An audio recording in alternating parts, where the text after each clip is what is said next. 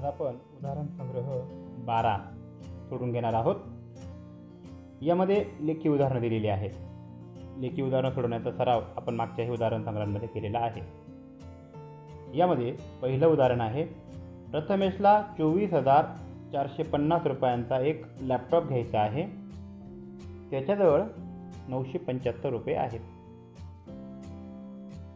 तर लॅपटॉप घेण्यासाठी त्याला आणखी किती रक्कम लागेल? हे बघा, प्रथमेशला 24,450 रुपयांचा एक लॅपटॉप घ्यायचा आहे आणि त्याच्याजवळ 22,975 रुपये आहेत। म्हणजे त्याच्याकडे जी वस्तू घ्यायची आहे त्याला त्यापेक्षा कमी रुपये आहेत। आपल्याला या ज्या दोन संख्या आहेत म्हणजे 24,000 27,450 आणि 22,975 या दोन संख्यांमधला फरक काढायचा आहे। फरक काढायचा म्हणजे आपल्याला वजाबाकी करावी लागते। आपण जर वजाबाकी केली, मोठ्या रकमेतून लहान रक्कम कमी केली तर आपल्याला दोघी रकमांमधला फरक कळेल आणि हाच फरक म्हणजे त्याला कमी पडणारी रक्कम असेल। यासाठी मग आपल्याला 27,450 वजा 22,975 अशी उदाहरणाची मांडणी करून घ्यावी लागेल। ही रक्कम आहे लॅपटॉपची आणि ही रक्कम आहे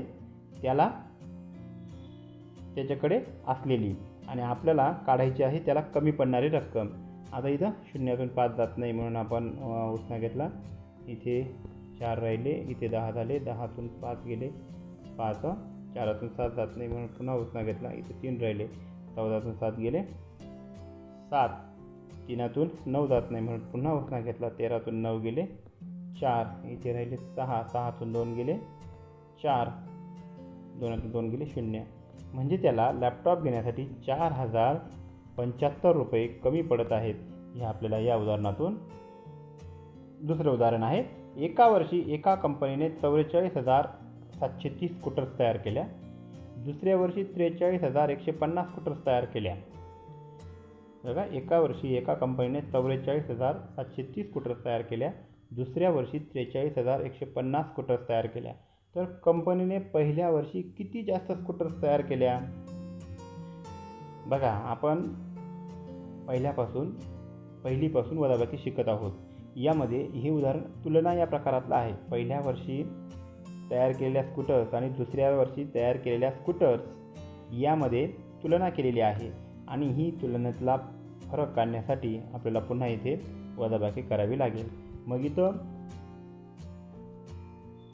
पहिल्या वर्षी तयार केलेल्या स्कूटर्स 44,730,50।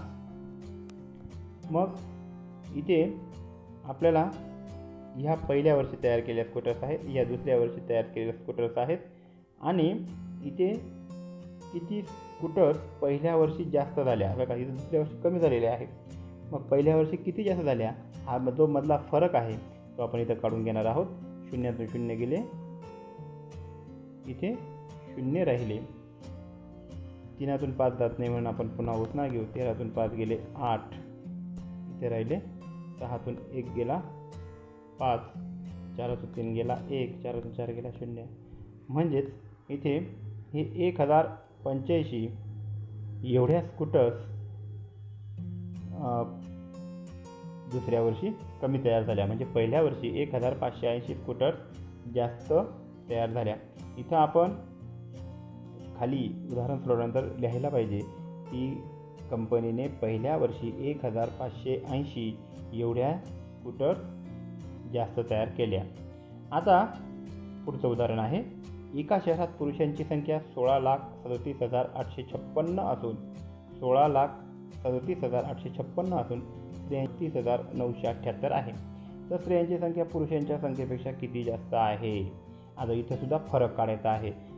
विद्यार्थी मित्रांनो, जेव्हा फरक काढायचा असतो त्यावेळेस वजाबाकी करायची असते, लक्षात असू द्या। इथे कितीने जास्त, कितीने कमी, किती जास्त रक्कम लागेल, किती कमी रक्कम लागेल, हे सर्व उदाहरण सोडवण्यासाठी आपल्याला वजाबाकी ही क्रिया करावी लागते, हे आपण नेहमी लक्षात असू द्यावं। या ठिकाणी पुरुषांची संख्या 16,37,856 आणि स्त्रियांची संख्या 16,52,978 आहे। तर स्त्रियांची संख्या पुरुषांच्या संख्येपेक्षा कितीने जास्त आहे हे काढलेलं आहे. हे बघा, इथं 16,37,856 आहे, इथं 16,52,978 आहे. आपल्याला लक्षात येतं की स्त्रियांची संख्या जास्त आहे. इथं 16 आहे, इथं 16 लक्ष आहे.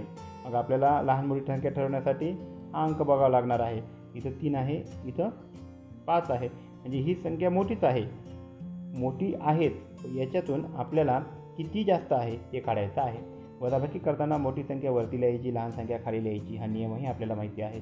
इथं 16,52,978 मधून 16,34,856 वजा करायचे आणि आलेलं उत्तर हे स्त्रियांची संख्या पुरुषांपेक्षा कितीने जास्त आहे ते आपल्याला इथं निघणार आहे. हे उदाहरण तुम्ही सोडवायचं आहे.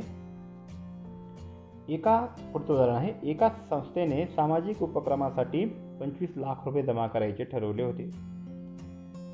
लेखी उदाहरण सोडवताना उदाहरण वाचताना लक्षपूर्वक वाचावं.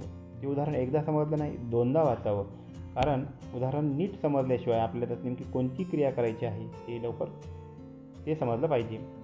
आता इथं एका संस्थेने सामाजिक उपक्रमासाठी 25 लाख रुपये जमा करायचे ठरवले होते. लोकवर्गणी व इतर मदतीने संस्थेला 26,57,340 रुपये मिळाले.